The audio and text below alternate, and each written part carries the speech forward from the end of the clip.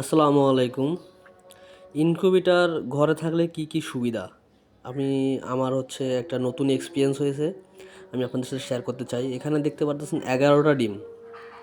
১১টা ডিম মূলত আমি ইনকিউবেটরে দেই নাই। আমার ১৫টা ডিম সহ আমি আমার মুরগিকে কুসে বসানো ছিল। সেখান থেকে রাতে ৪টা ডিম ফুটে বের হয় এবং ওই মুরগি কী করে ৪টা ডিম নিয়ে আলাদা হয়ে যায়। বাকি ১১টা ডিম আর নেয় না। তো আমার কাছে ইনকিউবেটর ছিল।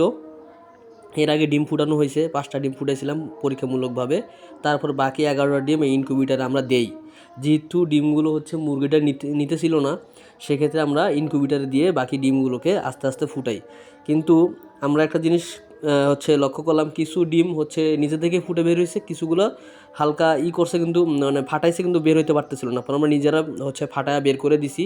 কিন্তু আপনারা এই জিনিসটা সবসময় খেয়াল রাখবেন যে মুরগির নির্দিষ্ট সময় যদি না ফুটে তাহলে আপনাদেরকে ফেটে বের করে দিতে হবে।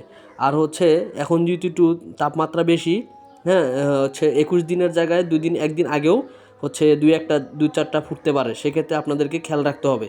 এবং পরবর্তীতে যে বাচ্চাগুলো সবগুলো একত্রে ফুটছে সেগুলো তারপরে ওই মুরগি যে ৪টা বাচ্চা নিয়ে বের হয়ে গেছিলো, সেই বাচ্চার সাথে আবার পরবর্তী বাচ্চাগুলোকে আমরা অ্যাড করে দিছি এবং পরবর্তীতে বাচ্চা সবগুলো নিয়ে সে বসছে।